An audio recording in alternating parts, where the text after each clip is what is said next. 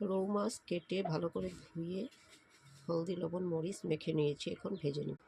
তেল গরম হয়ে গেছে, ভেজে নেব। মাছ ভাজি হয়ে গেছে, নামিয়ে নিব। সব মাছগুলো ভেজে নেব। সব মাছ ভাজা হয়ে গেছে, নামিয়ে নেব। তেল গরম হয়ে গেছে, জিরা তেজপাতা পেঁয়াজ ধুয়ে কেটে রেখেছি। জিরা ধনিয়া হলদি মরিচ আমি গুলে রেখেছি, দিয়ে দেব। 1 চামচ লবণ। মশলা ভাজা হয়ে গেছে, কাঁচকলা আলু দিয়ে দেব। আগুন কম দিয়ে ঢেকে দেব। কাঁচকলা আলু ভাজা হয়ে গেছে, জল দিয়ে দেব। এখন মাছ দিয়ে দেব। ধনিয়া পাতা দিয়ে দেব। কাঁচকলা দিয়ে মাছের ঝোলটা হয়ে গেছে, নামিয়ে নেব।